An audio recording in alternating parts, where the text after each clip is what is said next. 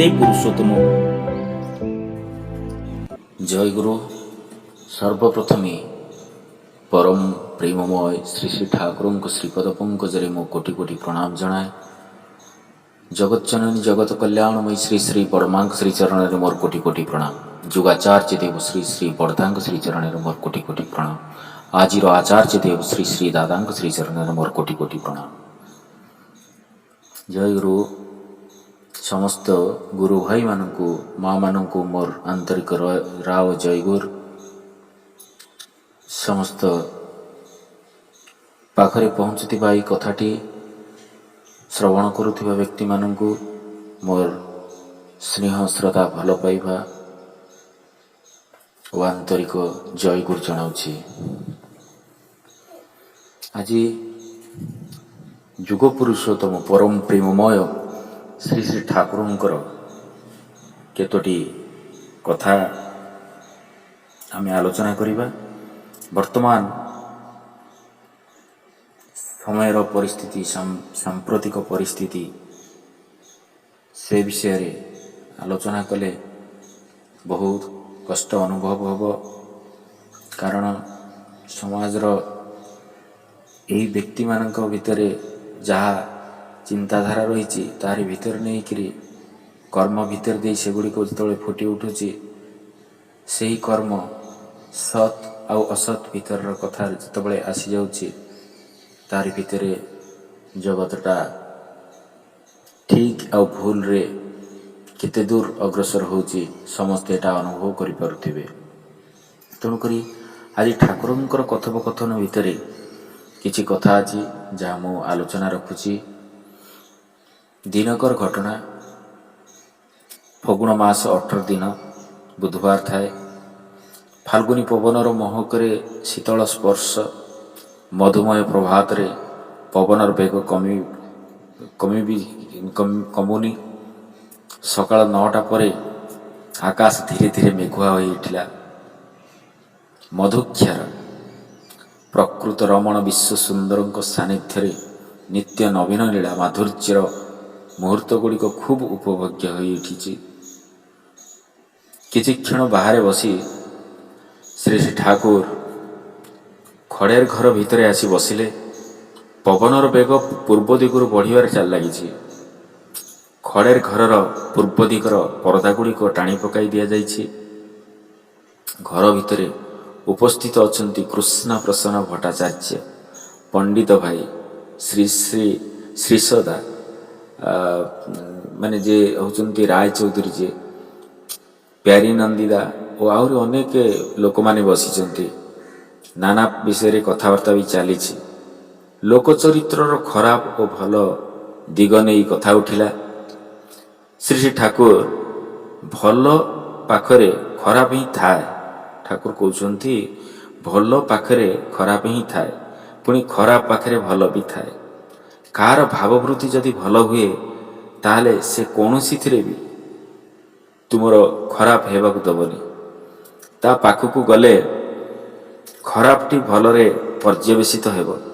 आपण सेदिन मो पाखरे जो गल्प कहूतिले जे माओ से तुम पाखकु कौनसी जड़े डकायत दलबल नहीं आसीथिला। आस्ते आस्ते माओ से तुम उपरे तार आनुगत्य यहीपरि हो गला जे से तार सबु गुण को तार माओ से तुम रो सेवारे नियोग करदेला। यही धरणर कथा यही धरणर गोटे मनीष जदि समाज रही थाए तेबे काम हो जाए। आम देश रे जड़े बड़ डकायत थिले तार ना थिला रघु डकायत।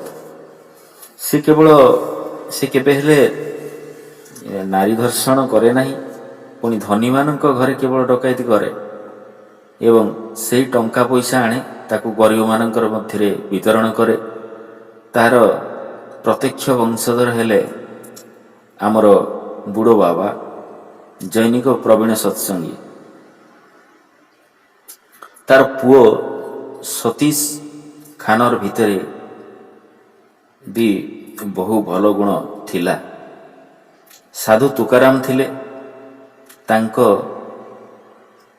ଏଇ ଯେପରି ମଣିଷ ଭଲ କରିବା ଛଡ଼ା ମୁଁ ରହିପାରେ ନା ତାଙ୍କଠି, ଏଇ ମଣିଷଟି ଏ ମୋ ପରି ମଣିଷଟି ପ୍ରତି ଯାହାର ପ୍ରୀତି ରହିଯାଏ, ଯିଏ ହୁଏତ ଖାଇବାକୁ ପାଏନି ଠିକ୍ ଭାବରେ, କିନ୍ତୁ ସିଏ ହିଁ ହେଇ ଉଠେ ରାଖାଲ, ଶ୍ରୀକୃଷ୍ଣଙ୍କର ରାଖାଲ, ସବୁକିଛି ଠିକ୍ ରଖେ ପାଖକୁ। ତାପରେ ମୁଁ କ'ଣ କହୁଥିଲି, ତାଙ୍କ ପାଖକୁ ଜଣେ ନଷ୍ଟ ନାରୀ ଆସିଥିଲେ, କିନ୍ତୁ ଏଇ ସାଧୁଙ୍କ ସ୍ପର୍ଶରେ ମାଟିର ଆମୂଳ ପରିବର୍ତ୍ତନ ହୋଇଗଲା, ତାର ସବୁ ଭଲ ଗୁଣ ଗୁଡ଼ିକ ଫୁଟି ବାହାରିଲା। ଏପରି ନାରୀ ଅଛନ୍ତି ଯେଉଁମାନେ ଆଜି ଆପଣଙ୍କ ସହ ପ୍ରୀତି କରୁଛନ୍ତି, କାଲି ପୁଣି ଆଉ ଜଣଙ୍କ ସାଙ୍ଗରେ କରୁଛି। ଯେତେବେଳେ ଆପଣଙ୍କ ସାଥିରେ କରୁଛି ସେତେବେଳେ ଯେପରି ତାର ପୂର୍ଣ୍ଣ ଭାବରେ କରିବାର ଆଉ କିଛି ବାକି ନାହିଁ, ଏକାଥରକେ ସମ୍ପୂର୍ଣ୍ଣ ଭାବରେ ସେ ଭରି ଉଠିଛି, ଏପରି ଭାବ ସିଏ କରେ। ପୁଣି ଆଉ ଜଣଙ୍କ ପାଖରେ ବି ସେହି ଏକା ଭାବ ଦେଖାଏ। ଏହି ସ୍ୱଭାବ ଗୁଡ଼ିକ ହେଲା ଡିସିପ୍ଟିଭ ବା ପ୍ରତାରଣାପୂର୍ଣ୍ଣ। ପୁଣି ହନୁମାନର କ୍ୟାରେକ୍ଟରିଷ୍ଟିକ୍ ଦେଖନ୍ତୁ, ତାର ହନୁମାନଙ୍କର ଚରିତ୍ରଟାକୁ ଦେଖନ୍ତୁ। ତାଙ୍କର ପ୍ରଥମରେ ସେ ରାମଚନ୍ଦ୍ରଙ୍କ ପାଖକୁ ସ୍ୱାର୍ଥ ଲାଭର ଆଶାରେ ଆସିଥିଲେ। ମନ୍ତ୍ରୀ ହେବ ନା ଗୋଟାଏ କ'ଣ ହେବ, ଶେଷ ପର୍ଯ୍ୟନ୍ତ କିନ୍ତୁ ତାଙ୍କୁ ଛାଡ଼ିକିରି ଆଉ ଗଲେନି। ସେ କହିଲେ, ମୁଁ ନରନାରାୟଣଙ୍କ ପାଖକୁ ପାଇଛି, ନରନାରାୟଣଙ୍କୁ ମୁଁ ପାଇଯାଇଛି, ତାଙ୍କୁ ଛାଡ଼ି ମୁଁ ଆଉ କେଉଁଠିକି ଯିବିନି। ପ୍ରଶ୍ନ କଲେ, ଜଣେ ଭାଇ ପ୍ରଶ୍ନ କରୁଛନ୍ତି, ସଗୁଣ ଭକ୍ତି ଭଲ ନା ନିର୍ଗୁଣ ଭକ୍ତି ଭଲ? ଶ୍ରୀ ଠାକୁର ସେଠି କହୁଛନ୍ତି, ମୁଁ ସଗୁଣ ଭକ୍ତି ବି ଚାହେଁନି, ନିର୍ଗୁଣ ଭକ୍ତି ବି ଚାହେଁନି। ମୁଁ ଚାହେଁ ତୁମକୁ, ଇଷ୍ଟଙ୍କୁ ତୁମେ ଥାଅ। ମୁଁ ଚାହେଁ ତୁମ ପ୍ରତି ଭକ୍ତି, ତୁମକୁ ଯେପରି ଭଜନ କରିପାରେ ଏହି ହନୁମାନ ଜୀଙ୍କ ପରି। ତ ସେଇ ଭକ୍ତି ଯଦି ସଗୁଣ ହୁଏ, ହେବ ଯଦି ନିର୍ଗୁଣ ହୁଏ, ଯଦି ନିର୍ଗୁଣ ହୁଏ ତାହା ବି ହେଉ, କିନ୍ତୁ ତୁମେ ଥାଅ, ତୁମେ ସଗୁଣ ହିଁ ହୁଅ ଆଉ ନିର୍ଗୁଣ ହିଁ ହୁଅ, ମୋ ଆଖି ଆଗରେ ଛିଡ଼ା ହେଇଥାଅ। ଦରକାର ତାଙ୍କ ପ୍ରତି ନିଷ୍ଠା, ତା ସହିତ ଦରକାର ପରାକ୍ରମ। ପରାକ୍ରମ ହିଁ ନିଷ୍ଠା ଯେତେ ବଢ଼ିବ ମୁଁ ସେତେ ମଧୁର ହେବି। ନିଷ୍ଠା ହିଁ ହେଲା ଇଷ୍ଟ ନିଷ୍ଠା, ଆଉ ନିଷ୍ଠା ହେଲା ଇଞ୍ଜିନ୍, ଆଉ ମୋର ସମସ୍ତ ସତ୍ତାଟା ଯେପରି ଟ୍ରେନ୍, ଏହାକୁ ଚଳାଏ ନିଷ୍ଠା। ପାରିଜାତା କହୁଛନ୍ତି, ଆପଣ ଅନେକ ପାଖରୁ କିଛି ଚାହାନ୍ତି, ତାଙ୍କୁ ନେଇ ସେମାନଙ୍କ ବିପଦକୁ ରକ୍ଷା ପାଆନ୍ତି, ତାହାଙ୍କୁ ନେଇକରି ସେମାନେ ବିପଦରୁ ରକ୍ଷା ପାଆନ୍ତି। ଏହା ଭିତରେ ବିଜ୍ଞାନଟା କ'ଣ? ବିଜ୍ଞାନଟା, ଏ ସାଇନ୍ସଟା କ'ଣ ରହିଛି?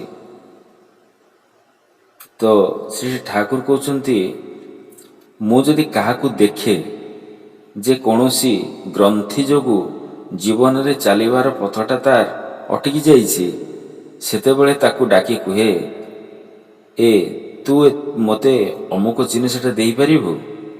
ହୁଏତ ଗୋଟିଏ ଅଜଗରୀ ଜିନିଷଟି କହିଦେଲି, ଆଉ ତା ପାଖରୁ ମୁଁ ଚାହେଁ ଯେ ସିଏ ଦେଇକିରି ଆନନ୍ଦ ପାଉ, এই ପ୍ରକାର ଭାବରେ ଦଉ। ସେତେବେଳେ ତାର ଦେବାର ବି ସୁଖ ଓ ମୋର ଚାହିଁବାର ବି ଆନନ୍ଦ ହୁଏ। ମଣିଷ କରି କରି ହିଁ ଏହିପରି ଗ୍ରନ୍ଥର ମଧ୍ୟରେ ପଡ଼େ। ସେତେବେଳେ ତାର ଏଇ ରକମର କରିବାକୁ ତାଙ୍କୁ ଯଦି ବାରଣ କରିବେ, ସେ ଶୁଣି ବି ପାରେ, ନ ଶୁଣି ବି ପାରେ, କିନ୍ତୁ ଠାକୁର ବ୍ରାହ୍ମଣକୁ ଦେବା ଭିତରେ ଦେଇ ଶୁଣିଛି, ଅନେକଙ୍କ ଭଲ ହୁଏ। ବ୍ରାହ୍ମଣମାନଙ୍କୁ କିଛି ଦାନ ଧର୍ମ କରିଲେ ଶୁଣିଛି ମୁଁ, ଦେଖି ଅନେକମାନଙ୍କର ଭଲ ହେଇଛି, ଭଲ ହୁଏ। ସେଥିପାଇଁ କାଇଦା କରି ଏହିପରି ଭାବରେ ଚାହେଁ, କାରଣ ପ୍ରତିଟି ଜୀବନର ମଙ୍ଗଳ ଚିନ୍ତା ମୋତେ ଘାରିଥାଏ। ଅବୈଧ ଚଳନର ଅବୈଧ ଚଳନରେ ଚଳି ଚଳି ଶେଷ ପର୍ଯ୍ୟନ୍ତ ମଣିଷର ଗୋଟେ ଅବସାଦ ଆସେ। ସେଇ ଅବସାନରୁ ଆସେ ବିଷାଦ। କିନ୍ତୁ ଏହିପରି ଭାବରେ ମୁଁ ଯେ ଚାହେଁ ତାହା ଦେବା ପାଇଁ ମଣିଷ ତତ୍ପର ହୁଏ, ତାହେଲେ ତା ହାତରୁ ମଣିଷ ବଞ୍ଚିଯାଏ। ବର୍ତ୍ତମାନ ଯଦି ମୁଁ 10 ମହଣ ସୁନା ଚାହିଁବି, ସେଟା ଅସଙ୍ଗତ ହେଇଯିବ। କିନ୍ତୁ ଯଦି କୁହେ ଭାଙ୍ଗେ ନାହିଁ, ଏହିପରି 70ଟି ଥାଳି ମୋତେ ଦେବୁ କି? ଯେତେଦିନ ପର୍ଯ୍ୟନ୍ତ ସେ ଏହା ଯୋଗାଡ଼ କରିବ, ସେତେଦିନ ସିଏ କୁପଥରେ ଯିବନି। ଟିକିଏ ରହି କହିଲେ, ଏକଥା କହିବାଟା ମୋର ଭଲ ହେଲାନି। ଆଉ ତୁମେ ଯେ ନଷ୍ଟ ହେଇଯାଉଛ ତାହା ବି ଭାବ ନାହିଁ। ସେଦିନ ଥିଲା ମଙ୍ଗଳବାର, ଫାଲ୍ଗୁନ 17 ଦିନ।